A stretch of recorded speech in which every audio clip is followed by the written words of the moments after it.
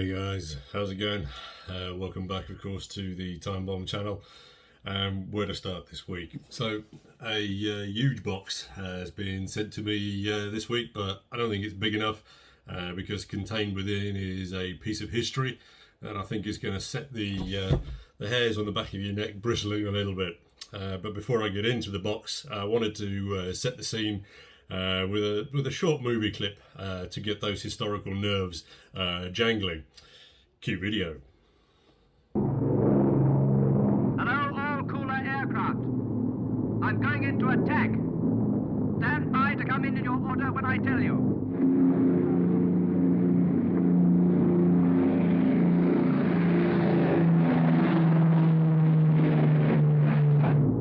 Hello, M for Mother. Stand by to take over if anything happens. Okay, leader. Good luck.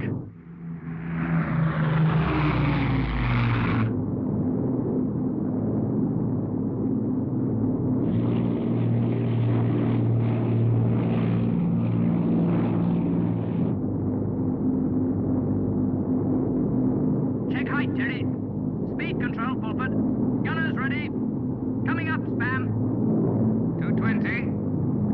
This is fine. I can see everything. Down a little. 230. Steady. 230. Steady. Down a little. 235. Stand by to pull me out of the seat if I get hit. Steady. 240. Steady. Hold it, steady. 235. Hold it. 240. Hold it. 235. That's fine. 235. Long gun!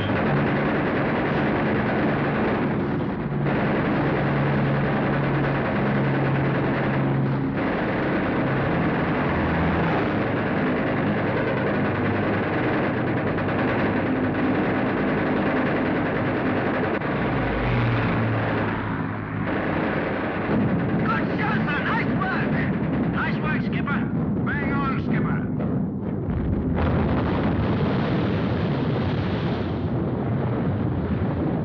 It's gone. We've done it. We haven't. It's still there.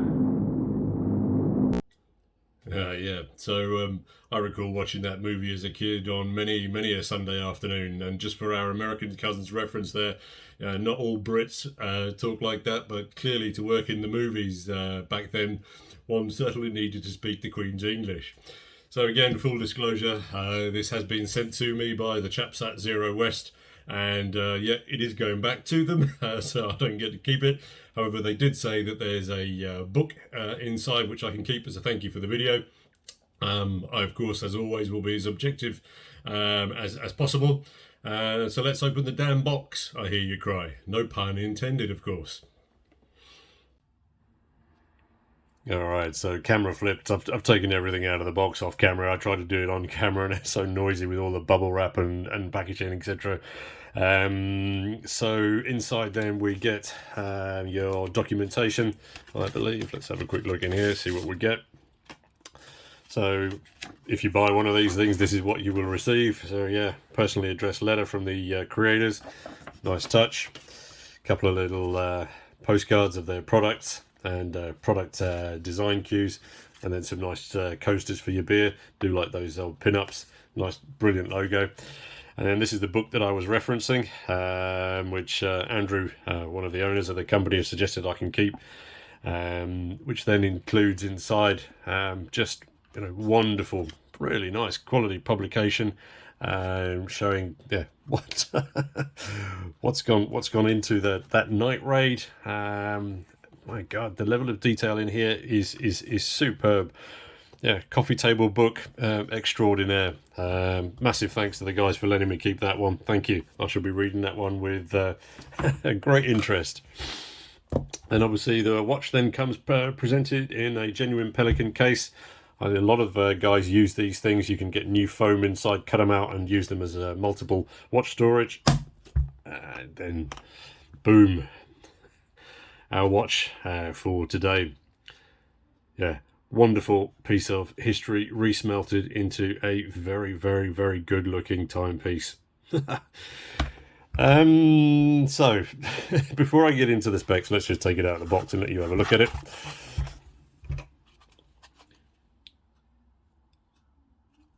Very, very, very, very nice indeed. Seems to be a little larger than the Spitfires, but I'll go into some specs a little bit later on. But before I think I do go into the specs, I think we need to understand a bit more about the background. If you're not interested in that, I'll put some chapters on this, things that you can fast forward. But to me personally, I think it's fundamental to understanding the watch that I'm holding here in my little hands. So, where does it start? Back in May 1943, a group of very special individuals in 617 Squadron took part in something called Operation Chastise. They successfully used a rather unique bombing technique that involved dropping bouncing bombs out of these huge Lancaster planes at a height just over 60 feet above water. You can imagine then, as you've seen in that little clip at the beginning, the bomber sat there, with his thumb on the release button, dropping the payload out onto some dams. And the whole concept of that night raid was to then attempt to flood the Ruhr Valley and impact on the industrial regions within the Ruhr Valley. I think anything that they did on that night that achieved, something towards, that contributed towards shortening the war and lessening the human toll, I think, has to be recognised. And this is why in November, when we say we will remember them, this is the type of thing that we remember. I also find the fact that, you've got watch creators, wanting to recreate that, for the lucky people to own that piece of that history, I think is brilliant. Taking part, of course, in the bombing runs on those dams was Lancaster bomber ED285. It was one of the lucky ones that returned home, survived, all crew alive. However, they then continued to operate throughout that year. Later, though, in 1943, they were running supplies to the French resistance near Doullens. They were hit by flak, and as a consequence, had to veer off, and they bounced into a hill, crashing and killing all on board.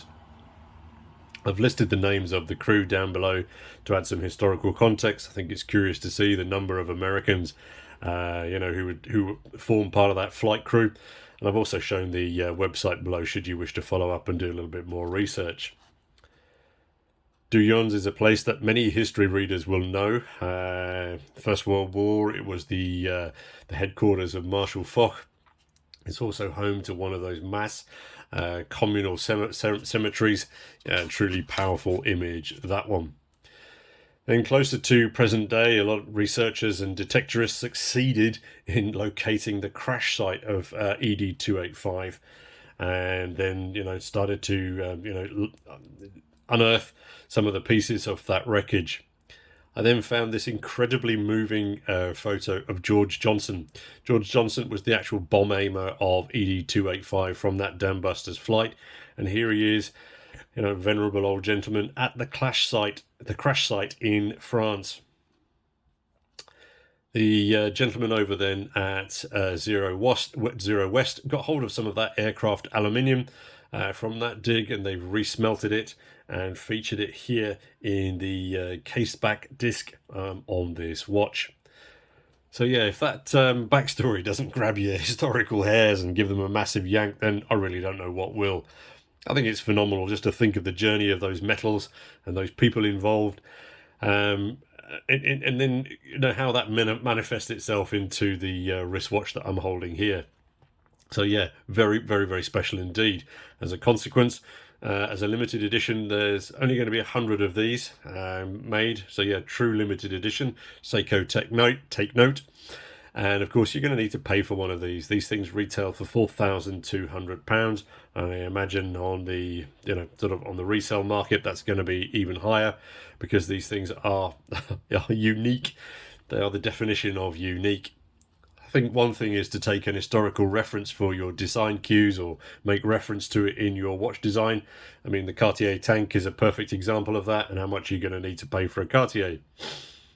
Another thing, of course, is then actually having that history touching the skin of your wrist through repurposed metals from a Lancaster bomber. Yeah, it doesn't get a little bit closer to history than that. Zero West aren't the first, though, to commemorate the Dambusters, as their cousins over at Bremont also released a very fine-looking watch. And whilst you do get a splendid set of cufflinks to go with the watch, it doesn't carry Lancaster metal in its DNA. So, I've been showing you the watch there as I've been going through that backstory, but just to give you some information on the key specs, we're looking at a watch that is then 44 mils across. It is then a very positive 16 mils deep and 50 mils north to south, with some very sensibly balancing 22 mil lugs. So I think, as I said before, I think these are a fraction bigger than the Spitfires. And also slightly heavier, thinking that higher end movement is needing some extra acreage in size. So yeah, it's quite a large wrist print, but I don't see it there being an issue. My wrist is 7¼ inch for ref, and I think this absolutely looks the much nuts. I think the luggage there really does just help to pull it down onto your wrist and keep it flush. And I think there's, as I say, the size just you know, it's indicative of the size of the history behind this watch. The dial design, as we can see up close here, is homage to the Lancaster's altimeter, which would have looked like genuine would have looked like this. So yeah, great design cues in deciding the location and positioning of those sub-dials. Just at the bottom here at the 6, then we've got the latitude and longitude references here. Those map references then obviously here to the Sorp Dam, and then just under the 3, the logo, we've got the night in 1943 of that bombing raid. So yeah, solid. We've got some sapphire up top with some AR coating, just a very gentle dome, as you can see there. The fluting or crenellations around the case body, again similar to the other flight inspired watches that they have in this range. Over at the 3 then we've got a Zero West signed screw down crown, which comes with a triple lock seal. The action is very, very sweet, and we just pop that open there. That then is obviously linked up to the very high-end Solita SW500 movement. Again, very, very nice action there. This is then the premium version of that SW500. It's going to give you around 62 hours of power reserve. Let's just pop that back in there. Yeah, very solid, nice action that. Let's just pull those, push those chronos so we can see what we're dealing with here. Very, very, very smooth movement there. And then pops back up to the 12. Oh my God, look at the accuracy on that movement. I think we're going to leave that running for a little longer just to run that back. The matte black dial here then is actually enamel over brass, as it was on the Spitfires, with overprinted markers.